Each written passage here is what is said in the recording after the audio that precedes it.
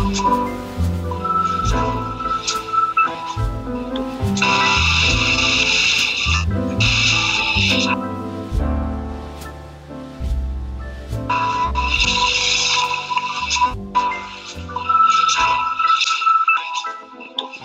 to Speak of the Devil, and if I can ask you mute the feed, I can hear the feedback coming through. Thank you all so much for joining us in the live chat room, and let me first introduce my very esteemed guest here, Priestess Josephine Seven. How are you, my dear? I'm lovely. How are you? Oh, I'm fantastic. I'm so glad that we could align our schedules. You are so incredibly busy and productive in your life that I appreciate any chance we have to sit down and have a conversation. Thank you so much. You're so welcome. I enjoy these moments. And for all of you joining us live, we, again, don't get a lot of time to talk about stuff like this, professionalism as Satanists, but it is, I think, incredibly important. And we're going to be talking today about stress management. And part of that is admitting how much control you have, or more realistically, how little control you have over your life. And in this particular case, we're dealing with some internet issues, as always, it seems. So we're going to deal with it, and we're going to manage our way through a fantastic show that we've prepared for all of you. Let me give a quick shout out to the people in chat. We got St. Lucifer. Thank you for joining us so early in the show. David Logan, James Baxter, Stephanie, Wes, the Vandapools are in the his house. How you guys doing? Mr. Victor Wicked, my man, and David Powell. So for all of you who are joining us in the chat room that haven't given a shout out in the chat itself, and joining us later in the show, we appreciate you guys tuning in live. We've got a lot of stuff to go over, and so if you have any questions or comments through the course of our conversation, please put them up in the chat, and we will get to them as soon as is appropriate. Again, Priestess Josephine, I am so incredibly happy that you are here to have a conversation with me about this. This entire professionalism series is, I think it's so damned important as an individual who is not just growing as an individual, as a professional individual in sort of the working world, as it were, but just, you know, this idea of Maslow's hierarchy of needs and becoming self-actualized. We have to understand these concepts that you and I have brought about in this professionalism series in order to be more productive, more successful individuals. And if that's not the core of what Satanism is, I don't fucking have a clue what it is, you know? I mean, and so I just find these conversations so incredibly powerful and important that I'm hoping everyone else joining us does as well. And Josephine, you bring such experience and intellect to these discussions and conversations that I'm so incredibly, you know, just genuinely happy. But again, today we are talking about stress management. This is a big one. So maybe we should start from the beginning and just kind of talk about what stress is as a concept. What do you think? So to me, stress, and I think I got this from the Psychology Today. It's basically the perception of pressure and the body's response to it. And pressure could include like danger, or just kind of not necessarily danger, but I think like in the reptile brain, I think it really does kind of come down to some sort of danger, like something bad's going to happen. And I think it's important to recognize, you know, it's important for your body to be able to react to stress. Like if you are in danger, you want to be able to like jump out of the way of the moving car. You want to be able to react. You want to be able to, you know, save your child if a tree is going to fall on it or something. The challenge I think we as a people have, especially people who work very hard or just people who work certain kinds of jobs, we just seem to be in a perpetual state of stress. And it's kind of like, the indulgence versus compulsion. It's literally at a certain point, too much of anything is not good for you. Right. So, and then obviously when you're in a constant fear, stress, anxiety, that gets all the neurons and the hormones and your adrenaline and the cortisol and all that stuff's going through your body, and it's messing with your heartbeat, and it's trying to, like, kind of keeping you always ready to jump away from the tiger, but it may be like a letter you get in the mail, and you don't need to have that level of stress that you would need to run from a tiger that you do to open your tax bill, but we feel it, Right. And I think what I'm seeing, at least a lot of with people, is they're just being in that, you can't maintain that level of stress without it affecting you. And I think that results in you becoming exhausted, because it does take a literal toll on you physically. So then you get tired, and then that kind of brings you down. And then you get things like, depression, and, you're just constantly feeling too tired to deal with things. You're exhausted. Then you get more depressed, and then you get more anxious, and then you get more stressed. And It's a you get vicious It's cycle. just like a vicious cycle. Yep. So I guess like the net is, some stress is normal and it serves a purpose, but prolonged constant stress is just not good for your system. It's going to kill you, and it's going to kill you fast. Yeah. The more stressed you are for the longer period of time you maintain it.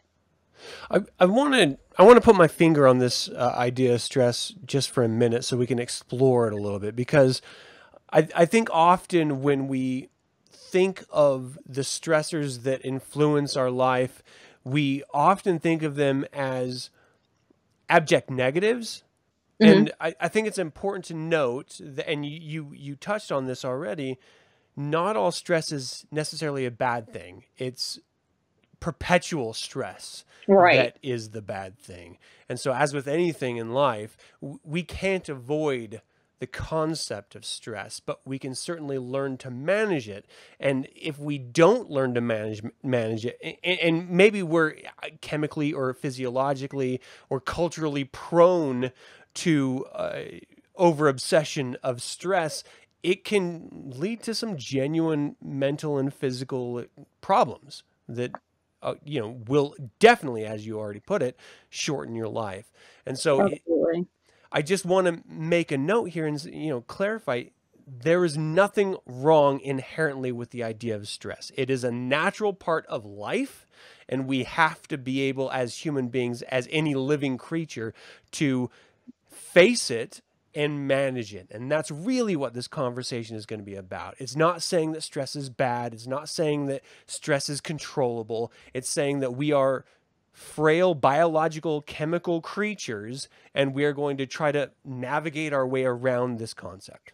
Think of it like cupcakes. It's all right if you have a cupcake every once in a while. You just don't want to eat cupcakes all day, every day, constantly. Right. Like, at the moment you wake up to the moment you go to bed, you're shoving cupcakes in your face. That's not good. That's not going to be good. No matter how good a cupcake is, too much cupcakes is not good. Yeah, they can be good. You do need stress every once in a while, because like, what happens when the tiger jumps out and you're like, hey, dude, and then it eats you? I'm chill. That's no good either. Well, I think that's a really great jumping off point as well, because stress inherently triggers other elements within us, whether it's adrenal, fight or flight, ability to manage whatever we can manage. It triggers an awareness within us in order to react. So rather than just being sort of complacent and just, placid and just sort of existing, just sort of laying on, if a tiger like jumps out from between the trees, we know, okay, well, we need to run, like right now, yesterday style run. We have to react. And if you don't have that trigger, I mean, maybe it's Darwin's way of saying you should not procreate. Exactly. So let's talk a little bit about this. And maybe because we've already defined what stress is, give some examples before we start really diving into the realistic amount of control we have over our own stress or reality, as it were, and then some techniques to manage it. So do you want to lead in with this? What are some just examples of stressful situations that you've had to deal with? And for those of you who have already followed this professionalism series, you know that Priestess Seven has had some obstacles that not everyone has had to deal with. And so, you know, I don't know where you're going to go with this, but just prepare yourselves, because it can get pretty heavy pretty quick here. Well, I can actually share last Friday, as a matter of fact. For those of you who are new to listening, I do triathlons. And so this year, one of my big things was to really address my swim and get it better and make it stronger. So I actually joined US Master Swim. Wow. And I agreed with my coach that I would, instead of just doing a triathlon, I actually entered my first swim meet as part of US Master Swim. So I went to swim 1,000 meters last Friday in a swim meet at the local university. Like, it was a big kid. I was like swimming with the big kids, right? Like, it was very intimidating, very overwhelming. I've never done that before in my life. I felt old. I felt slow. I'm like standing around and there's all these like cool people in swimsuits that look great. And I'm sitting here like, the anxiety was building because I knew I wasn't fast. And then when I was watching everybody else's times, I'm like, I'm really not fast. And I could feel myself. My heart was starting to race. I was really starting to get very stressed and very anxious about it. And so, I did some of the techniques that we're probably going to talk about. I reminded myself of some things. I took some deep breaths, drank some water, and then, I did what I needed to do. I think I was very like really kind of jittery when I first started, but then I just relaxed into it. And so, I mean, that's just a great, like, very recent example of pretty significant stress. I'll admit this to everyone. I have a really hard time flying on airplanes. And so anytime I have to fly, I start to stress literally like a week before my flight. And I was so bad on a flight. Actually, it's kind of interesting. I'm going to speak at a university this coming up week. I have to leave on Wednesday. I'm actually driving because I don't want to fly. But I tried to fly last time. I took one of those little puddle jumper flights. Yeah. And I was such a wreck at the airport before I got on the flight that I had 3 or 4 people stop me and say, "Are you okay?" Just looking at me. I think I was like, I was pasty white. Yeah. I looked like I was going to pass out. I think I was shaking slightly, and I literally had a couple people say, "Do you need help? Do you need us to call like medical help?" Like, that's how bad I looked. I really have a rough. And the smaller the plane, the more terror. Oh, sorry about that. Sorry. It's my like timer to put my time in. Don't forget your time sheets, everyone. Federal regulations say they have to be filled out by midnight every night the day you work. Anyway, so, but yeah, like flying, incredible amounts of anxiety and stress. Like, the fight or flight literally is like 2 hours before the plane. I literally feel like a tiger is jumping out at me. Whoa. And so, I could think of 16 dozen other examples, but those are 2 recent, good examples for you right there. Can I just quickly say, I often reflect on humanity with disdain. I'm so encouraged when I see stories or hear stories like you just described of individuals showing genuine concern for other human beings. Like, there's no expectation of that. We're floating on a rock in the vacuum of space. Like, who gives a fuck about anyone? But there's something encouraging about this idea that there are human beings that saw your physical manifestations of the stress that you were experiencing, and they were like, do you need help? Like, I genuinely want to help you right now. Like, and I don't have any expectation that everyone should do this or whatever, but I do find it encouraging when I run across it from time to time. I'm pleasantly surprised you watch the news, and I think it paints society in general just in a very negative way. And I think they do that on purpose. But I will say, just like, even at the swim meet, you know, coach is so incredibly supportive. The other swimmers are so supportive. When I go to do a triathlon, like, literally, just people are so incredibly supportive. And I think in a way I like doing these because it reminds me that that's still out there, you know? Yeah. It reminds me of that. And you don't get a lot of that. If you just watch the news in a vacuum, this place just needs to burn. Yeah. But if you can just, and you know what? We didn't put this in our show notes, but I think that one of the things you should do if you feel yourself very stressed on a regular basis and you watch the news a lot, stop. Because I was talking to my shrink one time, and, you know, my stress was through the roof, and it kind of kept coming around that I'd be like, oh, and I saw this and I heard about that. And he's like, why are you watching the news? You need to stop that. And I'm like, what? Like, it doesn't come across as like an option that we have as a people, but believe it or not, you can actually just stop watching. And he challenged me. He said, all right, I want you to stop watching the news for 1 month. He said, no newspapers, no internet news. You cannot turn the news on in the house. He's like, you may not check the radio for the news. He's like, if you need to get the traffic, you need to get it on your like Google Maps on your phone. He's like, I absolutely full news blackout for 1 month, and then we're going to talk. And so, you know me, I'm always up for a challenge. I'm like, all right, let's do it.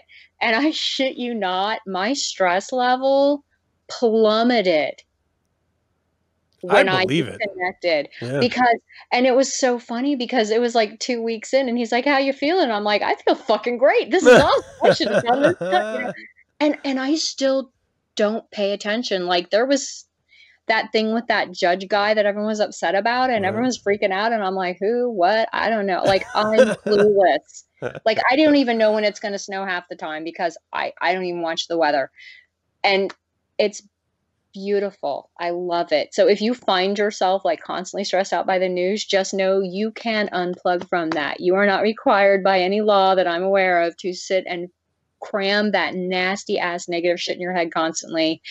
Step away. Just put it down and step away. Let it go, Elsa. See, there's something incredibly empowering about that idea. That it's crazy because, like, you and I grew up in an era where there was no internet. And so this perpetual state of being connected was, even if you wanted to be connected every millisecond, the best you got was the day before. Like, news was after the fact, not as it happened. Yeah. And so there wasn't this insistence. Do you remember when CNN started? Like, that's how old we are.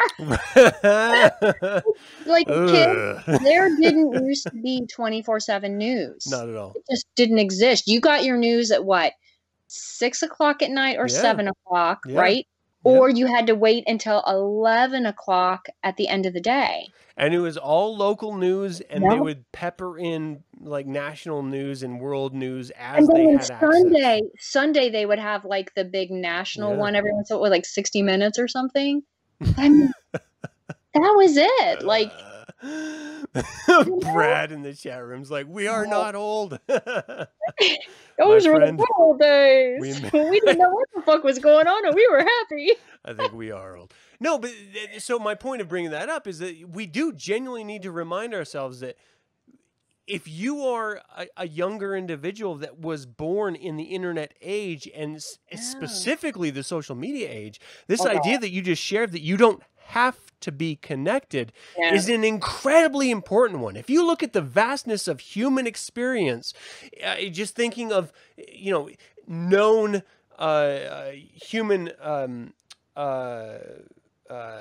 why am I having a hard time coming up with this damn word? Communities, just banding together. We're talking circa, 12,000 years.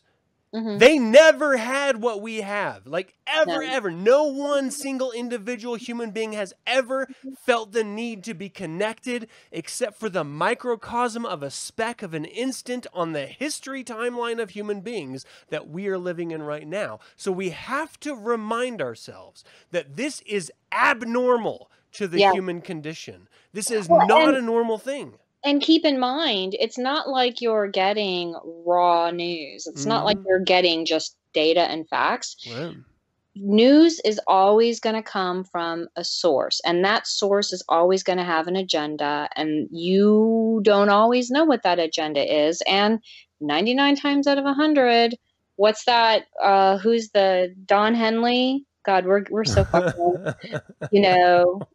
It's the Dirty Laundry song. It's interesting when people die, give them dirty laundry. Like, that line from that song has always stuck in my head, because that whole song is basically about how the news how do they pay news people? What, you got to have people to put their commercials on. How do you get people to watch the news?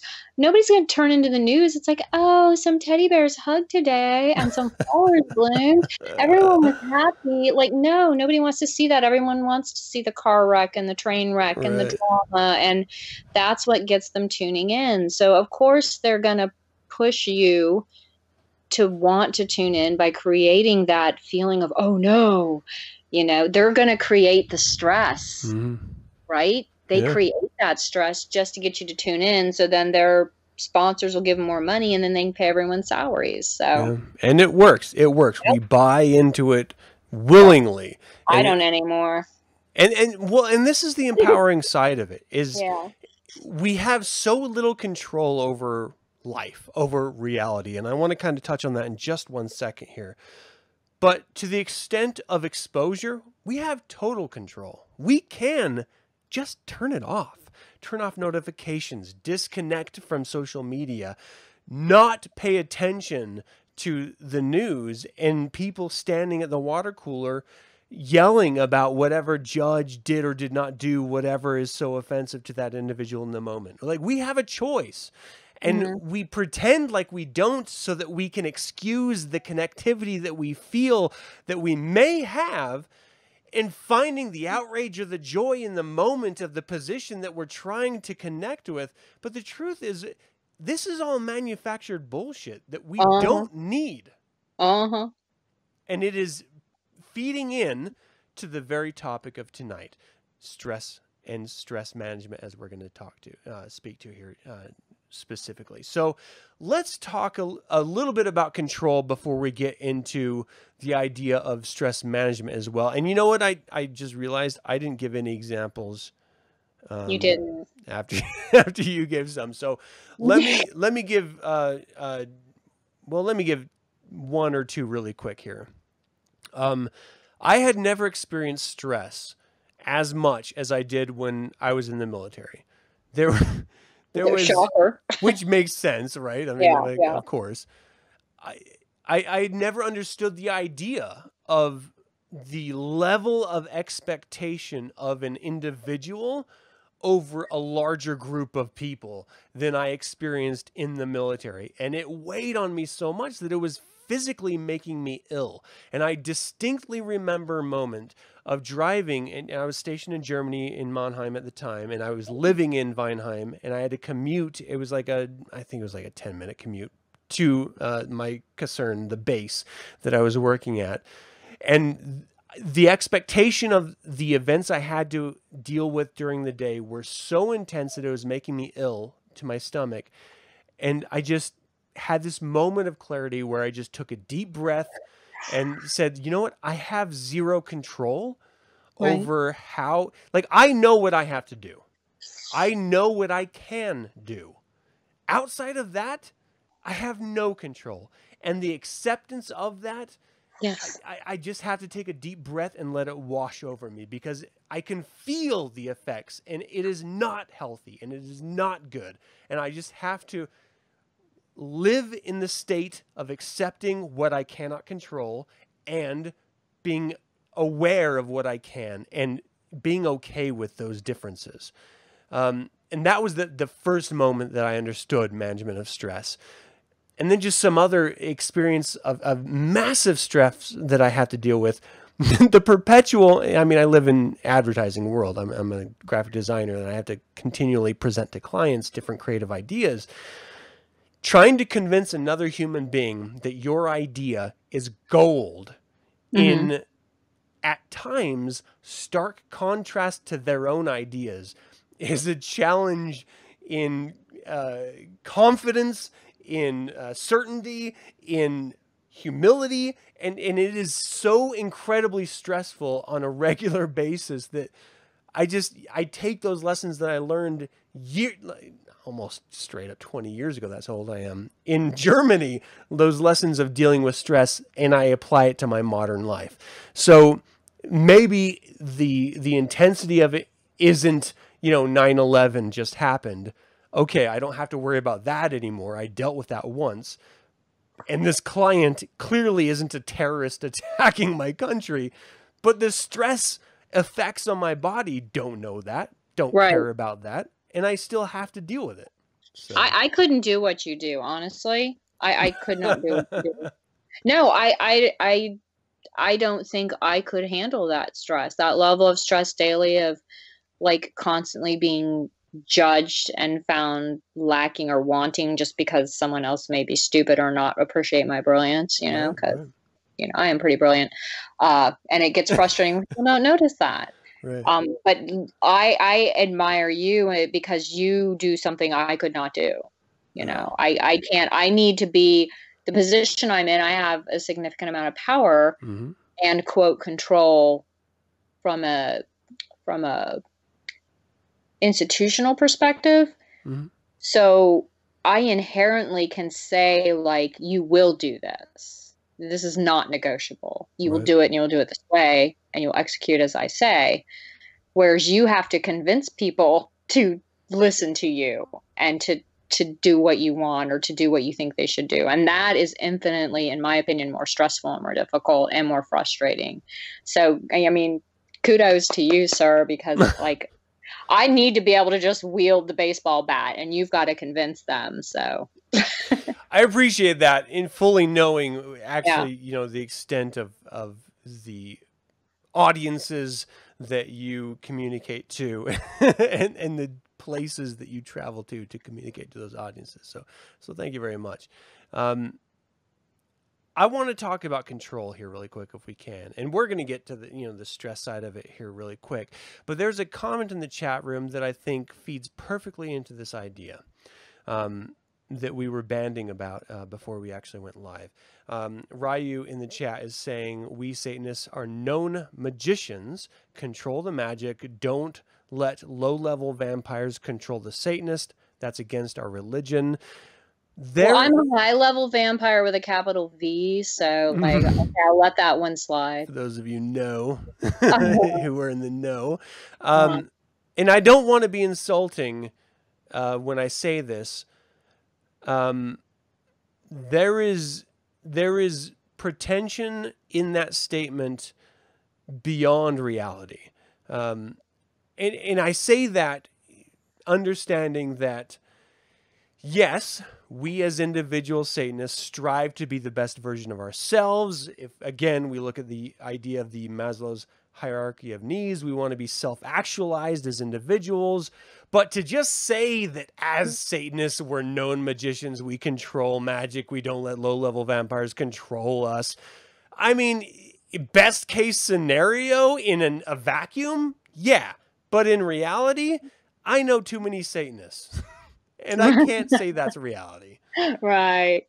So Mr. Victor Wicked asked, is it better to intellectually attack the motivator of stress head on or just accept and mitigate it?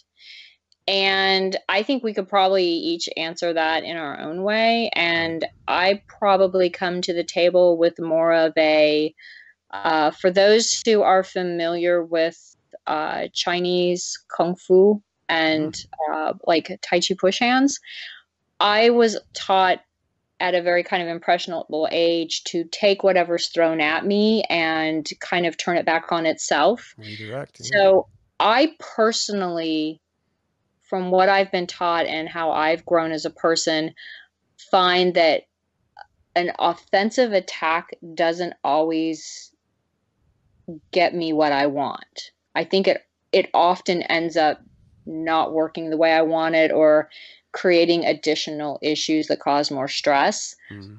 I find personally for me that when I have something that's stressing me, it's kind of like and if you have never seen Tai Chi push hands, the best way to say is if you watch two masters do it and they're both kind of going back and forth and back and forth, and you're just kind of taking the other person's momentum towards you and then reshifting it and turning it back.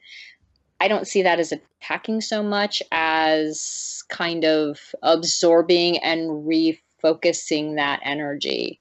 Right. So, but it's different. You're not just going to accept it and be a doormat about it. Right. You know, mitigation is probably a good word to use. I like how he put that. So kind of taking it, turning it back, and redirecting it, or kind of like being the water that cuts around the boulder instead of trying to go through it, you know? Yeah. Well, and this speaks directly to the idea of control in the reality that, you know, I already mentioned, you know, the reality that we are literally floating at tens of thousands of miles through space, with absolutely no control over trajectory or external forces.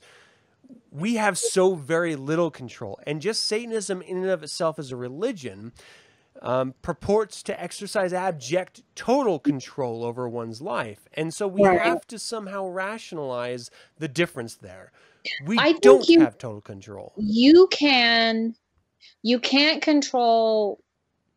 always control what happens to you, but you can always control how you react to it. Yes. And I think that's the very subtle kind of way to you know, hit that nuance.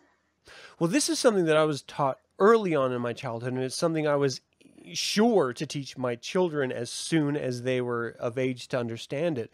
And it's that idea of, well, that individual made me do this because they did Y, and so I had to do X. And the truth is, that was your choice to do X. They may have done Y, but you choose how you react to that. So whether it's a good or a bad thing, you have to take, and this is something that Satanists must understand at the core of their being. Otherwise, how can you possibly be a Satanist? And that is responsibility of the responsible. You behave the way you do because that is a decision that you've made. No one makes you act a certain way. They may influence where you react or how you react, but the ultimate choice rests in you. And the awareness of that, I mean, that's the power of the Satanist, I think. There's a fantastic book. I don't know if Nemo's recommended it to you before or not, but it's called How I Found Freedom in an Unfree World by Harry Brown. I swear this is literally like, I think it should be issued to every person and child as they're born. Like, sent with the red card. I reread this probably once every 2 or 3 years. I've had my daughter read it for homeschool.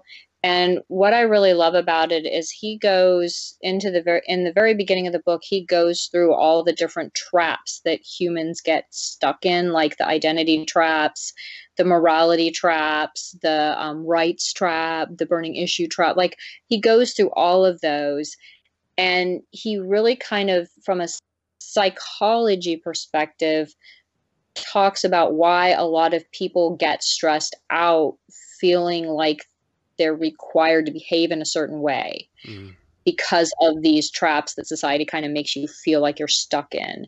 And I feel like that one book, when Nemo suggested I read it, it was just kind of like, oh my God, here's a whole stack. I'll just do this one. And it was really very mind-blowing and just very empowering as a Satanist to read that book and realize, it's kind of like almost, we talk a lot of shit about the herd, but I know a lot of Satanists that are literally just sheep in wolf's clothing. Okay. Yeah. They make a lot of noise, but at the end of the day, they're just, a black sheep is still a sheep, right? Yeah. So this book I found was incredibly enlightening and liberating and empowering in helping kind of identify when you're still kind of acting like the herd, even if you don't think you are, you don't realize it. Mm-hmm. And if you've never read it, it's literally on my top. If I had to recommend 5 books that you had to be on a desert island with, this would be one of them. I mean, it's just, Wow. I cannot speak highly enough of this book, and Nemo was the one who recommended it to me. So if you don't know me, or you don't trust me, if you trust him, you got to get it. It's really good. And what's the name of that again? It's called How I Found Freedom in an Unfree World. It's by Harry Brown. I think he ran for president many years ago as a libertarian on like a libertarian ticket or something.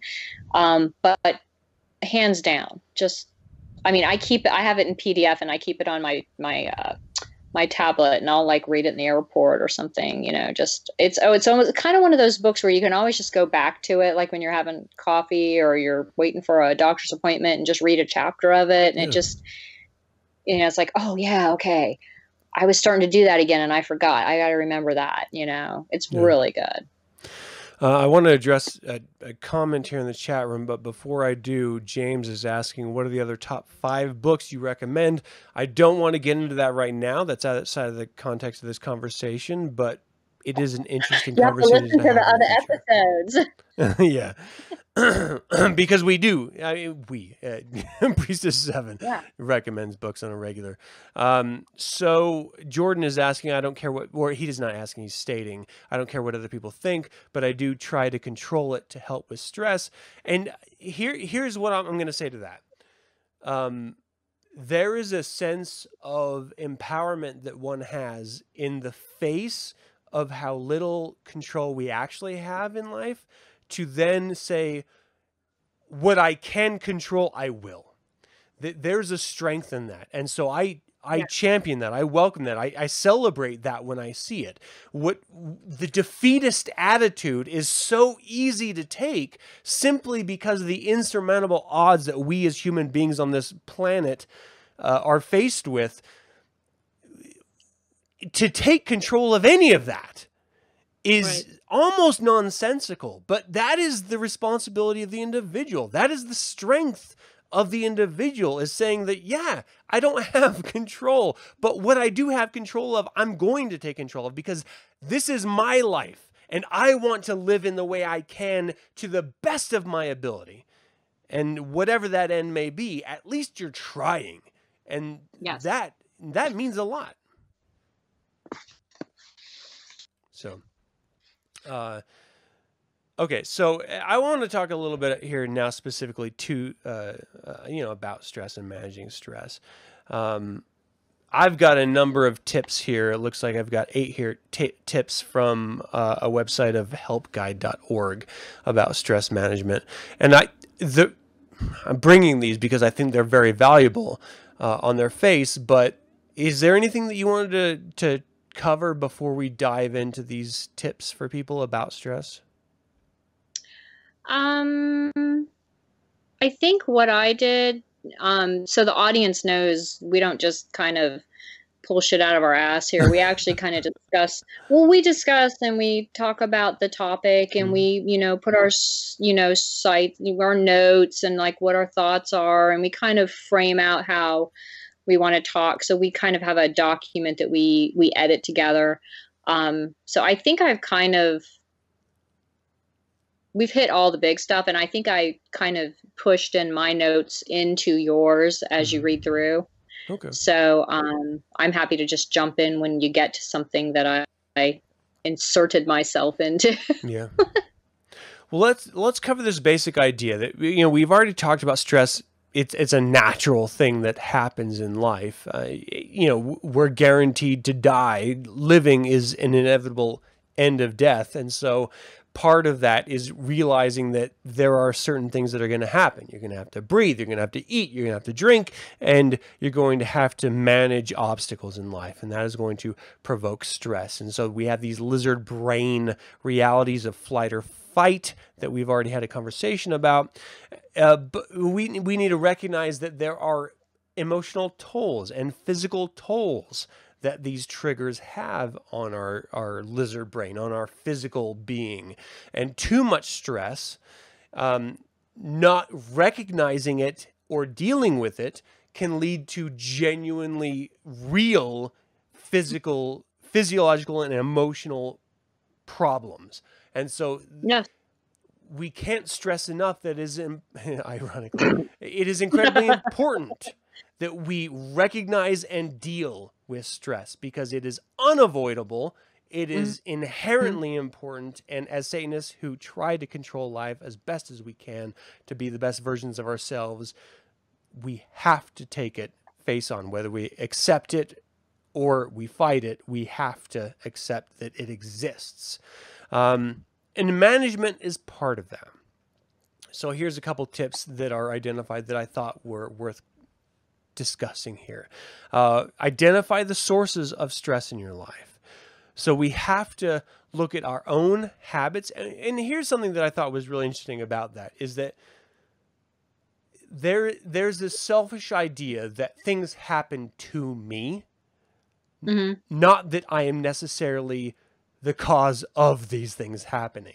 And so we have to step outside of ourselves and look at our own behaviors from time to time and realize that, you know what, sometimes things happen to us because we're causing them to happen.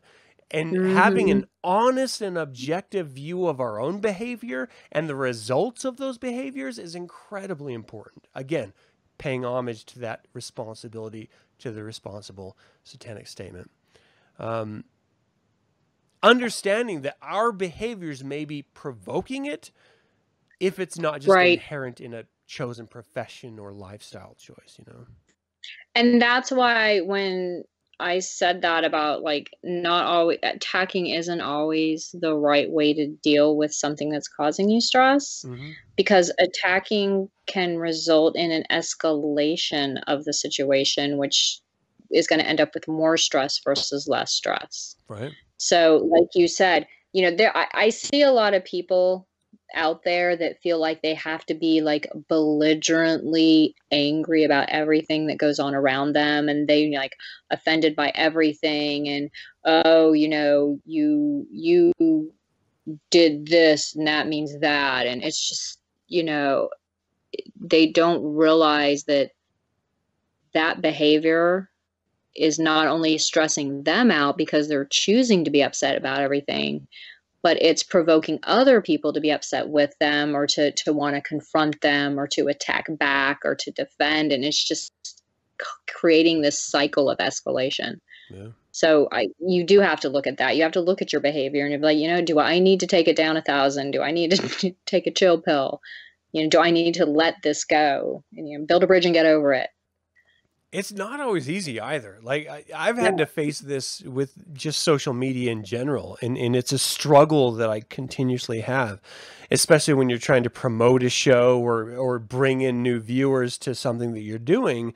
You have to, at some level, expose yourself to new audience members, or, you know, old individuals that you may have collaborated with. And so tension inevitably will occur. And so the stress of that, you have to accept and say, if I'm going to do A, B is the natural consequence of that. And if I'm not willing to accept B, then I have to alter A. You have to take these inventories of your own actions, and you have to own up to them and say, look, maybe I entered this situation with the best of intentions, but in any particular situation, you may come out looking like the fucking ass, and you have to accept that. Yeah. I mean, I used to box, and if you think you're going to get in a ring and box in a match and not take a couple punches, I don't know who the hell you think.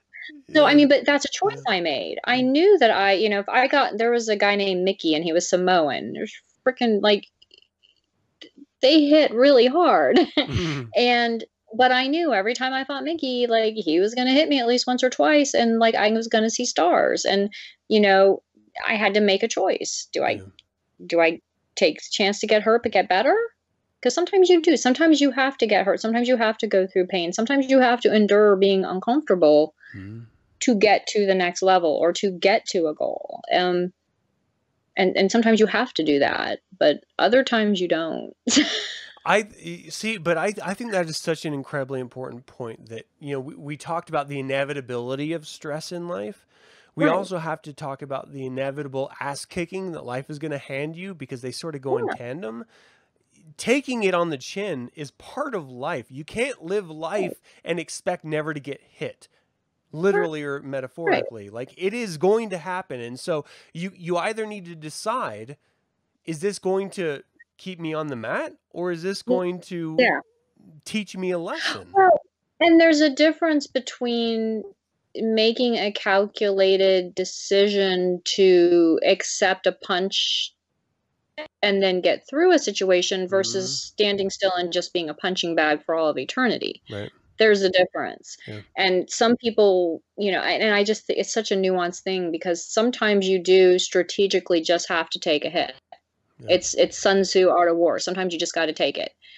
Other times, I think people just take it to take it. I don't know. I'm not trying to say, I'm not fair. Yeah, I'm just trying to say, like, you know, Josephine is not sitting here saying you should just be a doormat. You shouldn't. But you should also think to yourself, like, sometimes you are going to have to just endure some uncomfortable, painful moments and then get past them. Yeah. It's just part of life. And not get angry at life or the people in it. It's just, you have to make a conscious choice. Like, I am going to accept this pain and then move on. Yeah. As a super superficial analogy to that, just earlier today, I went for my first couples massage with my wife, and the massage therapist that I had was a fucking, like, I'm talking like Spanish, torturing 16th century era monster that was just fucking me up. Just, I swear, for her own pleasure. And I was just like, I don't want to ruin this for my wife because she wants this to be a moment. I don't want to make a scene and detract from her experience with her therapist. And so I just sort of sucked up the terrible, terrible, terrible pain that I was experiencing. But goddamn, I took that hit knowing that if I didn't, if I reacted, it would have ruined her experience. And so I just had to just take it. Sometimes you got to take it on the chin, people. It hurts, but you got to do it. Of all the entitled privilege references I could make, a fucking decision to go to a massage therapy. The people in third world countries are like, oh, I would love to get like typhoid infected water, but you're in a masseuse, so poor you. I don't know. I do some pretty brutal massages myself. Oh my God. Seriously. It's no joke either. Like, this is the first I've ever had, and it fucked me up. Holy shit. Really? Yeah. No, it was not a pleasant. You need to get one. I just had a bamboo massage. What you need to try one of those. That does not sound good at all. I'd tell you, I wasn't sure about it. I had my boss gave me a stress relief package at the spa, and I totally took like a whole day off work and did it. But have you ever had, well, no, you obviously, because this was your first one. Yeah. So they have these hot stone massages where they take these like really smooth, nice stones and they heat them, and then they use those to massage you. So the heat of the stone kind of goes into your body. It's really cool. Well, what they do is they do it with these bamboo, like rods. And then if you ever foam roll for like sports, if you've ever foam rolled or done the trigger point, they use the bamboo rods that are heated like the foam roll things for the trigger points. It was absolutely magnificent. I highly recommend it. All right. I'm going to have to look into that. It was definitely a stress releasing moment. It was wonderful. All right. So first world problems. Let's get on to... Get massages and drink a lot of wine. You'll be fine. That's literally what I'm doing right now. All right. So tip number 2, practice the 4 A's of stress management. So let's talk about these really quick. Avoid unnecessary... Can we go back to one real fast? Yeah. I did want to mention, one of the things I learned from the TOV was when you start to get stressed, watch where your body holds it. Some people clench their jaw. Some Right. people clench their fists. Some people actually will clench their gut, like their solar plexus. They'll like Yeah. clench their ab muscles or even their butt cheeks. I mean, when you get stressed, start paying attention to what part of your body starts to clench and tighten up. And then I swear this works. I promise you, try it yourself, test everything, believe nothing, but I swear, give this a try. When you find on your body where that stress is being held, physically, consciously relax it. So, like if your fists are clenched, open your hands and Yeah. force your hands to relax. If your jaw is clenched, and because I was having the most horrible jaw pain, because I didn't realize I was clenching my jaw. So I literally have to stop. I will open my mouth really, really wide and like move my jaw around and, wiggle my tongue and stuff and I'll even shake my head sometimes and force my jaw to unclench. And that physical release of the stress will actually make your entire body, like, you will feel like, oh, you'll feel so much better. And that really does help. So identifying not only the external sources like he was talking about, but literally where internal to you are you holding that physically in your body? Find it. And then focus on literally like stretching or opening up whatever's clenched, and you will find that helps.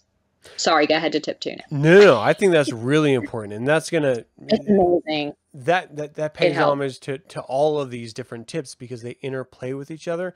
That was the entirety of my experience in the story that I told. Feeling that manifestation in my stomach, and this is why I think it's so important. And we'll just sort of jump to it right now. Being mindful of your own experience. That phrase is so sort of like wishy-washy, but the reality of it is so incredibly important. If you are not mindful of your personal experience through your life, you're going to miss, well, where am I holding my stress? Why am I acting this way? Why am I yelling at this person when, I'm I don't know, on a fucking bus, in the middle of nowhere, and I have no control over it. Like, we have to be mindful of our own human experience and our own actions in that experience. And the benefit of that is what you just spoke to, is we are able to cope with what seemingly we are unable to deal with. And that is, oh, my stomach fucking hurts so bad because the situation is so stressful. Why is it hurting so bad? Well, take a second and say, okay, my stomach is hurting. Let me take a second and just let it go.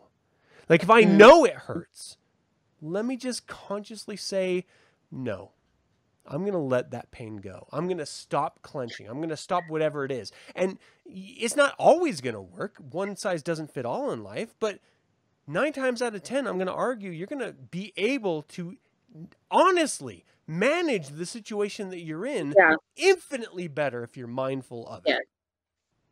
Yes. I just think it's so great.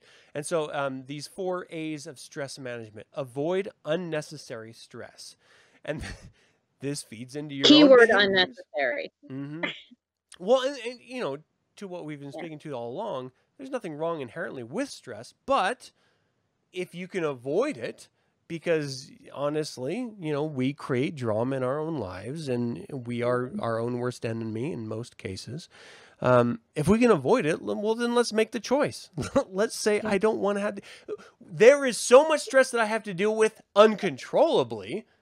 How about I just not make it for myself in addition to that? like turning off the news. Yeah. Just make the choice that I'm not going to make life more challenging. I'm going to make it less challenging. And then altering the situation. This is a very satanic idea. Do not complain about that which you need not subject yourself to. Like, if you are in a situation that or if you are entering a situation that will be stressful and you don't want to deal with, step away. Walk away. Who cares what anyone else thinks? And sometimes altering the situation can be something like, let's say you're dealing with a particularly unpleasant person at work and you're not you're not like talking it. You're just trying to deal with it on your own.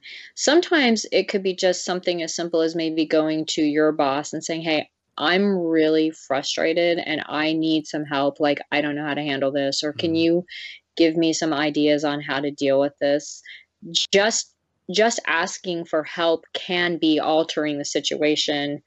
You know, it's not always making the other person do something different or altering their behavior. Right. But if what you're doing by just like not doing anything isn't helping, asking for help. And I know it's hard for Satanists sometimes because you're like, oh, you know, I'm Lord Satan and I, oh.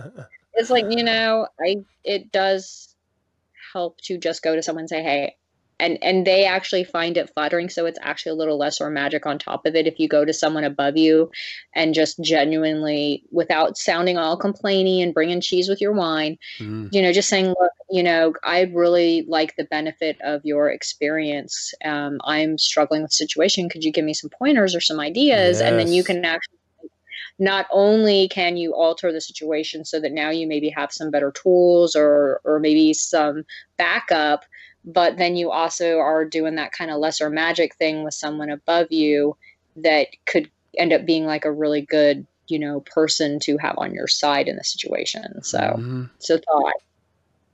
Yeah, I don't even want to talk. Yeah, I don't want to deviate to the idea of the importance, because we've spoken to it in past episodes of mentors, but I think that just pays homage to that idea of it's this give and take, that, you know, they feel like they're giving something and they're valued, but then you're actually getting something from that exchange as well. But I don't want to deviate to that really quick here. Let's talk about adapting to the stressors. So we've already talked about avoiding the idea. Like, if you know you cannot deal with the situation, put yourself out of it. But reality dictates you don't always get that choice. And so you sometimes just have to deal with things. And so let's speak to the idea of adapting to stressors. And this is something that, you know, we've already spoken to it. Satanists see themselves the highest embodiment of human life. I am the way I am, and that's all that I am. I will not change. The truth is, if you're a strong individual, you are malleable like clay. You will adapt to the situation, and you are not a rock. You will be molded. Be the water, grasshopper. Yeah. Yeah, no, that's, I mean. Well, adapt to the stressor. This is just such a great example, even if you take it out of, like, take it to weightlifting. If you're a lifter, or even if you're an athlete, like if you swim or you cycle or you run, you're constantly training and you're stressing your body, and then you're adapting to the stress so that you become able to handle more. Yep. And then, you know, and so the same can kind of be said for, you know, like, I'm sure I don't know if you're ever deployed, and you may not be able to say, but obviously being deployed is going to definitely be different than if you're like, you know, over here. Right.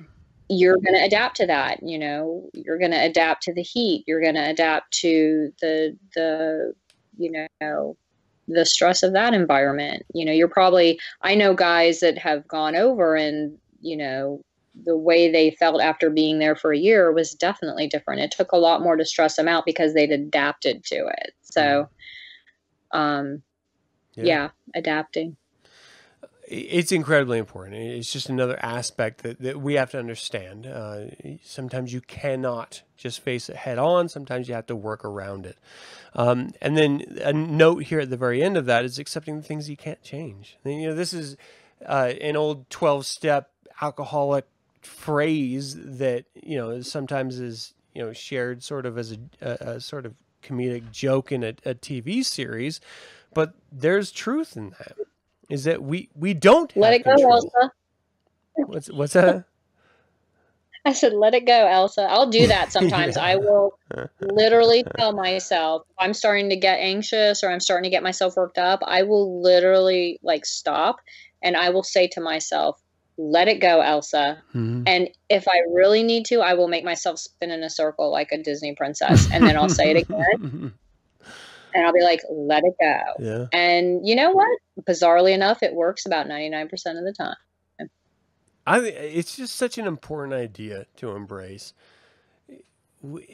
Especially, and I can't stress this enough, as Satanists, we put so much on our shoulders.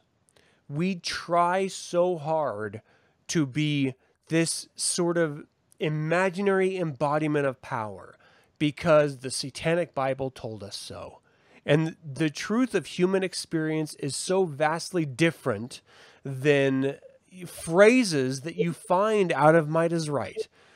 You have this. But you know what? LaVey was never about this in your face power with a baseball bat. He was always very strategic. And strategy isn't always about, like, again, it's not brute power all the time. Strategy can be very calculating, it can be very behind the scenes, it can be very subtle, it can be very, you know, dance my puppets and they have no idea that I'm the one pulling the strings. Right. So and that was what I always found so beautiful about a lot of his work and a lot of his magic. It wasn't, he never got up in anyone's face and was like, fuck you, do this, bitch. It was like, oh my, you would, if you can make somebody, what is the way they say it? You know, I can make you want to go to hell and enjoy the trip. It's right, it's like right. True magic is making somebody think they're the ones that decided they wanted to do it. Mm-hmm. And I think that an insecure person or a person who doesn't really have the power is the one that needs their object to acknowledge that they are being forced to do something, because they need that, like, they need to feel that alpha over them because they aren't an alpha. Mm-hmm. So they crave being acknowledged that they're the ones that forced it to happen. So they get the credit for it in their mind, and then that makes them feel more secure. Right. And when you're truly powerful, you don't give a fuck if anyone knows what you made them do. You just got it done, you know? And I'll sit back and drink some of my scotch and have my puppets dance, and I don't care if any of them ever know that I made it. It's just, it got done, and that's what I wanted, so I'm happy. And so that's kind of like you were talking about with the might is right. It's like, no, I think sometimes might is just obnoxious. I want to let that sink in just for a second, because I think that's so incredibly important. If you're truly powerful, you don't care that everyone else acknowledges, you know. You don't need people to acknowledge your power if you truly have it, because you know you have it. That's all that matters. Fuck yeah. Okay. All right, so let's go to number 3 here, and that's get moving. And this is the idea that stress is an inevitable part of life, but there are ways of managing or alleviating it, or just sort of mitigating it in some cases, and that is through exercise or physical activity. Now, the truth is, and I think this is something that we all have to understand and accept, is as human beings, we must be active. So whether that means you're challenging yourself through a marathon like Priestess Josephine does, or whether you just do a weekly regiment of personal training at whatever level, it doesn't have to be competitive. It doesn't have, maybe it's just in your bedroom, with whatever you have at your disposal. The truth is we have to challenge our bodies. They are machines. They need to be stressed in order to manipulate and become better. The way you build muscle is by tearing it down. You have to you have to exercise, and this idea that let me just start that over. LaVey put out there, sort of tongue in cheek, you need to exercise your demons rather than exercising them. That idea that you need to work and develop your inner demon rather than getting rid of them. You need to work and develop your physical body to deal with life. And whether, you know, that's not just physically, though it does include that, that's also emotionally. We are chemical creatures that are absolutely at the mercy of our individual chemical makeup, our physiological, not just barriers, but influences, our cultures that we were raised in, the societies that we live in, the regions that we exist within. Like, we are at the mercy of everything. And the only thing that we can do is work on our own mind and our own body. So why would you not do that? It's only going to help you. I swear, you need your own, like, we need, like, to build an actual church so you can just get up there and preach it, brother. Seriously. I'm like sitting here waving my hands like, yeah, brother. Hallelujah. Hail Satan. It's just so incredibly important, and so few human beings seem to, you know, we have these moments in our recent history where, you know, like in the 60s, jogging became a thing, and in the 70s, aerobics became a thing. And you know, we go through these phases of different types of exercise throughout our cultures, throughout the regions of our human existence. And you have individuals that live in, you know, regionally different parts of the world that physical exertion is just a genuine part of life. And so they really don't have to ever think about it. We collectively live in a culture where we're sort of, and again, this may be sort of 90s mentality, we're sort of cubicle existence. We live in these small little boxes that we've created for ourselves. We have to get out of these boxes and stress our bodies. And here's the irony of it. If we want to be able to deal with the stresses that we're experiencing in our regular lives, we have to actually force ourselves to break down the natural muscles, whether they're emotional or physical, in our lives. We have to enact stress on our muscles in order to be able to deal with the stresses. So one of the things I used to do when I trained, because I study Kung Fu, is there were two things we would do. We had these, it was like a canvas bag filled with sand. And whenever we'd sit around, like on a Saturday night, or we would be hanging out, we'd literally sit and just punch the bag. Like it would sit on the floor, and we'd just sit there while we were talking and just keep punching it to toughen up our knuckles. And then we also used to take chopsticks, and we'd take like about 10 or 20 chopsticks and wrap rubber bands around them. And we'd sit and whack our shins with it, just over and over and over, whack our shins, just smacking our shins, and they'd bruise up and then they'd heal. And then we'd whack our shins more, and we'd have this thing. It's called a Wing Chun dummy.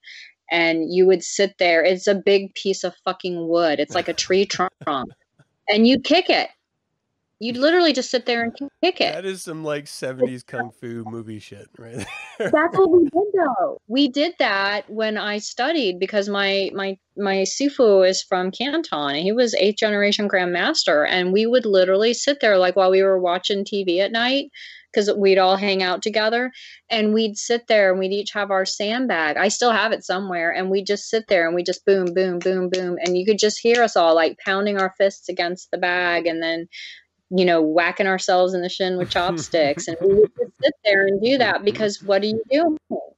You're toughening yourself up. You're physically making yourself stronger by breaking down and building back up. So, hey, you know, if it worked for the Kung Fu monk guys, I'd say it's probably a pretty solid plan. Yeah. And the thing is, you know, you take whatever inspiration you can get. It all leads to the exact same place. Like whether you're into Kung Fu or whether you're into street fighting, or I'm just referencing like 90s shit. Or even yoga. Yeah. You know, because even with yoga, they have a thing, because I do a lot of yoga now. You can work with straps and blocks. So maybe you can't do the pose exactly like the person on the thing, but then you get a block and you do it where you can do it. And then you slowly work to the point where you can do it all the way. And then you just keep improving, because you stretch a little further, and then your body heals up, and then you stretch a little further. So yeah, I mean, we're not, we're these beautiful organic machines, and it's sad if you don't embrace it and, like you said, exercise your demons versus exercising them. Yeah. I mean, it's just a reality of the human experience. I feel sorry for those people who say, you know, I went to the gym for a day or a week and I was too sore and I never went back. How do you deal with life? Like, if that's how you're addressing something that's in your total control, how do you deal with things that are outside of your control? You're a worthless human. Like, we live in a time when it is so easy to exist that you don't even have to try. You don't even have to earn it. Right. It's pathetic. It I think that's nuts. Yeah. Get off my lawn. Seriously, you fucking kids. Get off my goddamn lawn with your fucking Twitters and your internets. Plural. All right. Another tip here. I mean, we're going long. Do you have a little bit of time? I'm absolutely fine. Oh, awesome. Thank you. You've got me for the whole night, baby. Oh, yeah. I have nothing else to do with my life. So. No, I'm just kidding. Oh, jeez. Oh, I just finished my Japanese class and I got stuff to do and we're done. But it's not a rush. I can stay up all night if I need to. No biggie. Well, I'm not going to hold you that long. Because I do it anyway. No, I do it anyway. I'm just trying to make it look like I have a valid reason this time. Yeah, yeah. I want to talk about connecting with others because this is something that, you know, if you look at Satanism on its face, and a lot of people do this, they look at the experience of Satanism through its founder, its creator. And he was a massive misanthrope, certainly in his later years, definitively. And so you think, well, I need to mimic that. I have to say, you know, when I found this tip of connecting with others in order to manage stress, I found some genuine strength in that. And so whether those others that you're connecting with are chosen loved ones or chosen friends who, or trusted confidants, or we already mentioned earlier, Priestess Seven, mentors, you have to be able to, we are social creatures. We are animals of this world. And you may run into those anecdotal stories of people like Nietzsche, you know, and Thus Spoke Zarathustra, where he went up into the fucking mountains and he lived as a hermit for X amount of time. And he came down and shared his knowledge of isolation with the rest of humanity. The truth is, that's the exception, not the rule. And we need other human beings. He came back down and connected. That's the point. That's a fantastic point. Yeah. And look at LaVey. I mean, yes, but look at all his amazing friends that he had that you and I know some of. Yeah. And he had those things at his house. And I mean, yes, but he was still a very social creature. He didn't just lock himself in a basement and like shoot his writing out the letterbox at people on the street. I mean, he, from all accounts, was a social person. He was just selectively social. Like, he surrounded himself by the people he wanted to be around, not by the idiots he didn't want to be around. So, you know, I think there's a lot of misconceptions. Like, people read and take away stuff out of context when it comes to him, I think. Yeah. Let me quickly just say, you know, based on some comments in the chat room, Chaotic and Ryu, you guys need to simmer down. Show a little bit of respect. So I think it's important not only to connect with others because they are going to be listening boards, but to your point, they also need to understand that by being your listening board, they actually are getting something out of that experience as well. They're not only feeling good, but you know, you're entrusting into them and stuff. So I think that's important. It makes them feel good. It makes you feel good. There's this sort of mutual benefit to it. But let's talk about just making time for fun and relaxation. I think Yes. not only as Satanists do we take ourselves too seriously in the face of a religion that purports it needs to have a sense of humor, ironically, but just as human beings, we need to be able to laugh at ourselves. Like, if you fuck up, it's okay to be vulnerable. There's strength in admitting you fucked up. Like, laugh about it. Oh, I do it all the time. Yeah.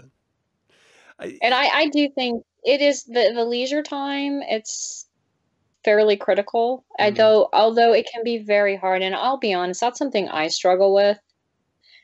I actually joked with my boss because my boss gave me this fabulous spa day to a local 5-star resort. It was literally an entire day of like just laying on the heated lounges and napping and sitting in the jacuzzi and getting the body scrubs and just it was it was wonderful. It was so wonderful. And then the next morning I was like like my house could have burned down, and I've been like, oh, that's interesting. I mean, I was so relaxed.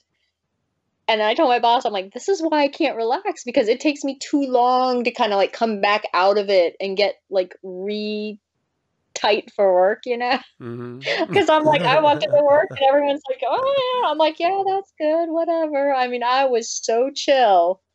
I think it took me like 3 days to come out of being that chill. But I highly recommend, if you are stressed, to force yourself to take the time to do that. I think even when you feel like you're managing your stress very well because you don't feel like your heart's racing and you don't feel like you're stressed, I think those physical things can still be occurring on a very low level that are causing the distress to your body. So really forcing, like, I'm so glad you got the massage. That was your first one today? Yeah. Well, official, yeah. If you go, like, you can ask for different kinds of massages that aren't as painful, and yeah, you should keep going. Just do that. I mean, I don't know. Actually, you do good with your walks in the mountains and stuff, though. So maybe that's what your big thing is, right? I mean, I wouldn't mind the massages if it didn't hurt so goddamn much. It's like, she was telling me that there's no way that she could get the knots out in just one go around. And she suggested, like you had already mentioned, like the hot rocks and stuff like that to help with it. So, I'm willing to go back and get more work done. But before we go on to the next one, I got to hit home on this really quick in the chat room, because this is something that kind of pisses me off. If we are incapable of tempering our libido for the length of a conversation and falling back on this trope of suspension of disbelief in the decompression chamber, of looking upon a naked body in order to generate those adrenal energies, how are you ever expected to be taken seriously? Because ultimately all you're doing is wearing a goddamn pajama, sitting in front of a fucking Saturday morning cartoon, and not taking life fucking seriously. Human beings, regardless of gender, are individuals and cannot be distilled down to ideas of a simple body part or your own masturbatory fantasy. We need to get beyond that in order to understand what we're actually fucking talking about. So if I say you need to fucking simmer down during a goddamn conversation I'm having because I think it's of value to a greater satanic audience or just a basic individual that may be listening, I'm meaning that in the context that your fucking desire to fuck an image on a screen is less important than what we're speaking to. And your inability to address that is disappointing and disgusting. Grow the fuck up. No, I'm sorry about that. I don't mean to fucking... It drives me fucking nuts. That's okay, because I was kind of watching it to the side, and this is such a perfect example. I'm going to use that as an example. The things that person was saying could easily cause stress in the average female. But I literally just saw them as just like a little boy jumping up and down, going like, "Oh, look at me, I want attention, I want attention, look at me, I want attention." And it's childish. It really is. It's childish. So when you say grow the fuck up, totally legit. But for the rest of the people that are actually listening because they're interested, this is a perfect example of sometimes you just got to ignore that shit, not even acknowledge it. It's like, you know what, you're being a dipshit, and everyone else can tell you're being a dipshit and whatever, you know. So I appreciate your response to and request for the respect. I truly do appreciate that. That makes me feel good. Thank you, sir. Yeah. But to be honest, like, that's just the perfect example of the kind of shit that just like Elsa's just like, yeah, let that shit go. Because, you know, but also it shows me exactly what kind of person that is. So like when they're like all hopping around and like trying to message you later and like, hey baby, and it's like, yeah, you were the moron that couldn't keep it in your pants for 5 minutes while I was trying to have an educated discussion. And that tells me all I need to know about you. Yeah. Thank you, next. Yeah. So anyway, back to the tips. Well, let's talk about managing our time better, because ultimately we have to be able to accept what we can do in the time allotted. And so sometimes we have to focus on the idea of not overcommitting ourselves. And I think that's challenging a lot because we like to think we're capable of doing everything at once. But the truth is sometimes we just have to let something go. Oh, you're so right. I actually am just about ready, not this weekend, but next weekend. I have a conference that I've been working on for the last 5 years. And I've made the decision that this is my last year. I'm not returning next year. I'm done. Wow. I'm just done. It's just too much stress. I used to enjoy it, but the people that are there now are kind of like the little child that was just in the room. I mean, that's kind of what I'm dealing with. And I'm just like, you know what? I'm done. I'm going to finish what I was responsible for this year. And then I will be done. I will close out. And then when they ask if I'm helping next year, I'll be like, no, thank you. And just be done. Because I ain't got time for that. And I think I struggled with making that decision, though, because I felt like a lot of people were depending on me. I felt like I was going to be a bad person if I let everyone down. And then I'm like, you know what, though? It's not your job to make the whole world happy, you know, to make sure everybody's taken care of, to make sure everyone always has what they want. You know, other people have to take responsibility for what they want. And it's okay to just say no, to just say, I'm sorry, I'm no longer going to participate with this, and I wish you well. Yeah. Yeah. It's so hard for me to, as an individual, to say that I just can't do it. Like I have too much on my plate. If you want the best of me, I simply cannot give it to you because I have all these other things that I'm dealing with. It's such a hard thing to be able to say. And sometimes, you know, professionally speaking, it can actually like drown you being able to admit that. I think when you're younger and you're trying to build your career, I think you can easily get caught in that loop of trying to do everything for everyone to kind of build your brand and to build yourself and to be like, to get noticed and to get the kudos so that you can move up and then, you know, get opportunity. That's real. And I will be, people who know me very well know, like I am the first person to overcommit myself constantly. Now, the flip side of that is I always nail everything. But at what cost? Like, I kind of joked around about staying up all night, but literally in the last week, I have not gone to bed before 4 a.m. for many nights. And that's just not sustainable on a regular basis. Yeah. So, but I think as you get older and then you get to a position where you no longer have to constantly prove yourself, you really do. And this is something I am personally learning how to do now, and I'm getting a little better at is I am learning how to say no. I'm just, no is a complete sentence and it does not require an explanation. And there are times where it's like, I appreciate you thinking of me for the opportunity, but I will have to decline because I can't give you my 100% commitment and time right now.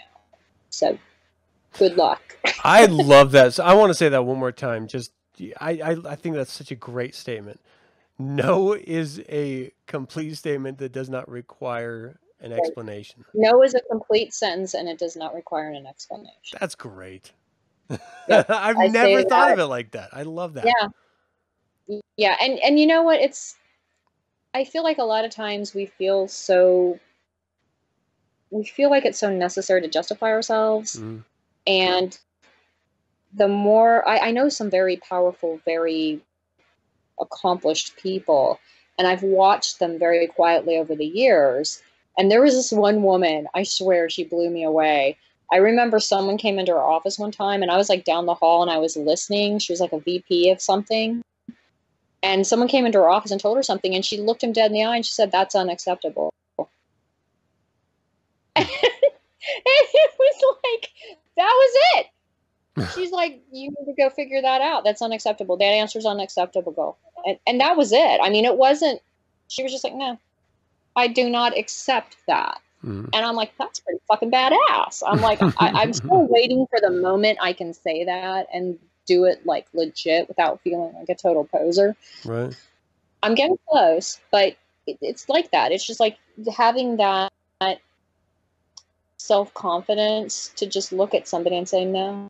Yeah. And not do it in a mean way or a nasty way or a spiteful way or a rude way, just in a very frank, no, you know, and just be okay with it. Yeah, I think the other side of that is, I mean, you know, we see things in our own different ways. We can either see that as an affront to our individual self, or we can see it as an opportunity.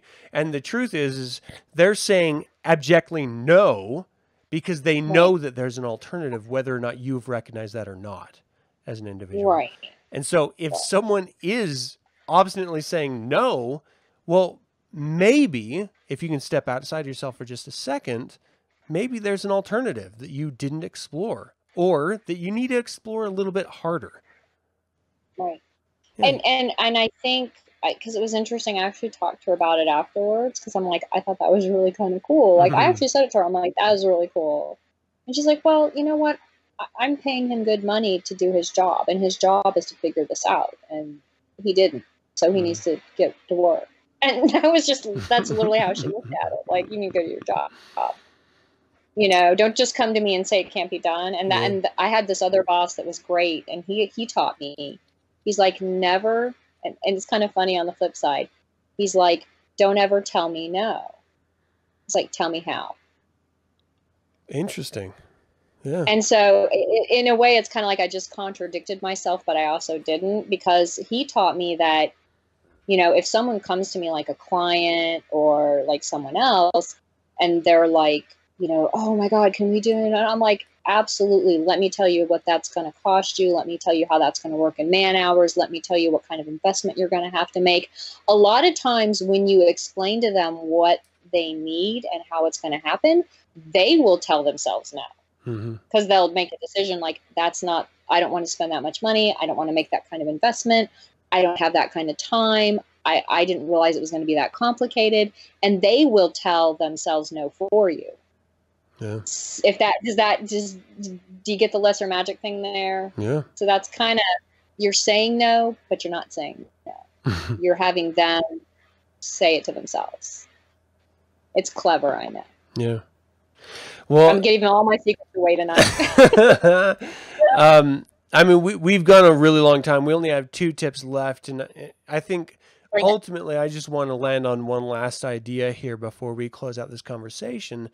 And that's to expand upon that idea of having an active lifestyle in whatever form that takes, but also maintaining balance with your healthy lifestyle. And that is not just eating a healthy diet, which is so easy in our modern culture not to do, but to take that extra effort in doing so, I think is crazy important. Getting enough sleep. This is something that it's so incredible. Everyone complains about it, and yet we want to stay up later just to do whatever we think is important in the moment and not get the extra sleep that we actually need. Our brains need it. Our bodies need it. Let's give it to them. Reducing the amount of caffeine and sugar think about, again, I'm going to reflect here on human civilization. This is a new thing, caffeine and sugar. It's a new stimulus into our system. I'd say sugar's fairly new, but is caffeine that new? I thought caffeine been around for quite some time. I'm not trying to contradict you. I just don't want to stop I think drinking that's my fair, coffee. because ultimately, if we look back on just alcohol itself, fermented beverages, they're sort of the founding of civilization with you know, beer and trade and stuff. But like the processed sugar is definitely really an issue. I was actually just reading a book. It's in my car. I'm almost done with it. It's the Sugar Nation book. I've heard of that. And they really go into the whole issue with the astronomical amount of diabetes they're seeing, and where they're seeing it, and the populations are seeing it in, and it all ties back to the amount of sugar that's hidden in stuff like bread and, you know, things that you normally wouldn't expect sugar to be in. It's just everywhere. So I'm 100% agreement with you on the caffeine and sugar. And I never even gave it a second thought, except when I was in college and I was working at a coffee shop, we would have people come over from different countries and ask about our fruit juice, because they didn't want to have like caffeine or anything. They wanted to get something for themselves. Yeah, and we would just have sugar or sugar construct in our juice, which was insane when you think about it, because fruit in and of itself is like filled with sugar so much that you should limit the amount that you consume. You don't need to add it. Yeah. Right? It's crazy. And so I just heard all this complaint. I was like, what are you talking about? This is like regular stuff, right? And then I looked into it. I was like, oh no, this actually isn't regular. We human beings in America are fucking killing ourselves for no reason. I didn't realize it until I went to France. I spent like 2 weeks in France, and it was insane when I came back, when I just realizing the difference, because when you went over there and you ate healthy, because that's kind of your only option over there, at least where I was, you didn't have all this crap. You had to eat healthy, like fresh cheese and, you know, the ham and the greens and everything. And then you kind of detox while you're over there, and then you come back over here and put something in your mouth, like, oh God, that tastes horrible. What is in that? And then, you know, it's like everything's packed with high fructose corn syrup, and it's like you're eating fresh bread over there, and then you come back here and it's like this processed crap in a plastic bag. So I think it's important. No one's telling anyone how to live their life or, you know, what to consume or anything, but be mindful of what you're putting into your body, because ultimately it's going to affect your body's ability to deal with reality. And in this topic's, you know, point, stress in and of itself. Like, we are setting ourselves up for failure if we're not taking care of our bodies. And that doesn't mean that you can't enjoy a drink or you know, a donut, but you know, everything in moderation. Everything in moderation, I think, is important. And here's the other side of that is, the more active a lifestyle you lead.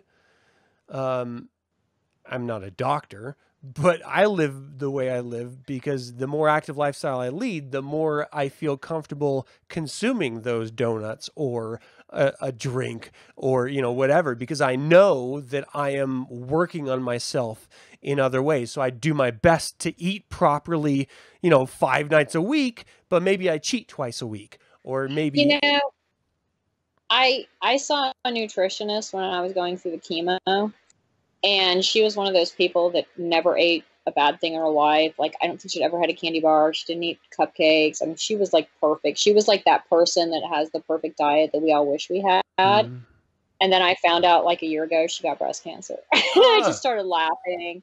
I'm like, fuck it. You know? Because in the back of my head, I think I was a little worried, like, oh, if only I'd eat perfect, then I would never get cancer again. And here's this woman who like ate so perfect that she made you literally want to stick a finger down your throat and puke. And she got cancer. And it's like, you know what?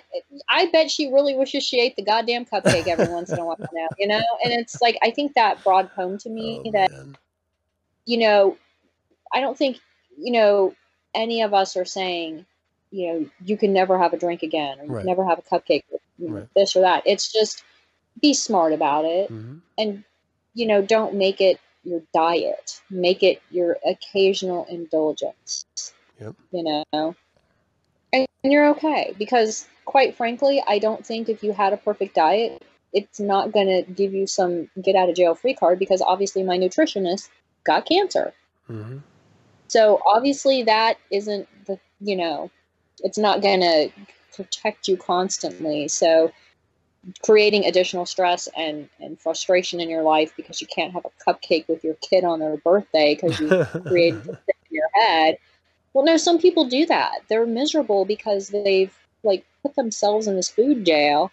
And it's like, you know, is the stress you're creating because you're so resentful for all this creating as much damage if you just ate a fucking cupcake and let it go? Yeah. You know? Yeah, you're building it up too much. You're creating the problem in that case. And it takes it back. Indulgence, not compulsion. Absolutely. Absolutely. I think that is as good a place as any to end the conversation. Thank you so much for joining me on this. You're so welcome. I always enjoy my evenings with you. Well, I don't get to talk to many of us on a daily basis, and you're like my little oasis every once in a while. I'm happy to be it. I just absolutely love it so much. And again, I understand that you have a very busy schedule, and anytime we can get together, I think is valuable, not just, of course, selfishly for myself, but for everyone else watching in this particular case as well. And let me thank all of you tuning in live. I genuinely appreciate this. And, you know, if you do find yourself sort of getting crazy and spouting stupid shit and you get smacked down, well, understand that it's a learning opportunity. And the truth is we're all, you know, in our own heads until we're not. And let's grow as human beings, as individuals. Let's learn from our situations and our mistakes, even if that means that you're banned from the channel for a little bit of time because of it. It's okay. We're all fucking fragile human beings. We all make mistakes. Let's learn from them. And especially in the context of our conversation tonight, we can make a choice on whether or not we are absolutely vulnerable to everything that we experience. And we don't have total control. But for the things that we do have control of, let's own it just for a second. And ultimately, it's going to benefit us in our ultimate goal of being self-actualized, and completely in being able to manipulate others through life in order to find whatever happiness guides us, whatever dreams or goals we set upon ourselves as Satanists. Thank you guys so much for tuning in. Thank you, Priestess Seven, again, so much for joining me. And until we can speak of the devil again, hail Satan. Hail Satan.